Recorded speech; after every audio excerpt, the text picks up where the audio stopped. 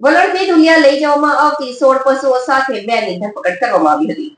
પશુ કરજણ તાલુકાના વલણ ગામમાંથી ભરીને મહારાષ્ટ્ર ધુલિયા માર્કેટ યાર્ડમાં પહોંચાડવાના હતા. ટ્રકમાં તપાસ કરતા તેમાં ખીચોખીચ ટૂંકા દોરડાથી બાંધી રાખેલ કુલ 16 જેટલા પશુઓ મળી આવ્યા હતા.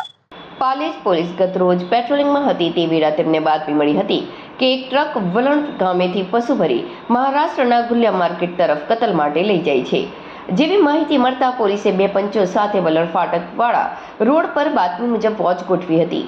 તે દરમિયાન વલણ ફાટક પસાર કરીને એક ટ્રક ચાલકે ગફલત રીતે વાહન ચલાવીને આવી રહ્યો હતો. તેને ઊભા રાખી ક્લીનરની અંદર શું છે એવું પૂછતા તેણે સંતોષકારક જવાબ નહીં આપતા ટ્રકમાં તપાસ કરતા તેમાં ખીચોખીચ ટૂંકા દોરડાથી બાંધી રાખેલ કુલ 16 પશુ ભરેલા હતા. ડ્રાઈવરનું નામ પૂછતા નાસિર સિંધી રહે બામરોડ, જિલ્લો બાડમેર, ક્લીનર શેખ ખાન સિંધી રહે બલીસર વલણ ગામ. આમ તપાસ દરમિયાન પુરાવા રજૂ નહીં કરતા પોલીસે 16 પશુ જેની કિંમત ₹2,40,000 તેમજ એક ટ્રક મળી કુલ ₹9,40,000નો મુદ્દામાલ જપ્ત કર્યો હતો. તેમજ પૂછપરછ દરમિયાન પશુ કરજણ તાલુકાના વલણ ગામના ફૈયાઝ લખોટીએ ભરી આપેલ હોવાનું જણાવ્યું હતું, જે મહારાષ્ટ્ર ધુલિયા માર્કેટ યાર્ડમાં પહોંચાડવાનું હતું તેવું તેમણે જણાવ્યું.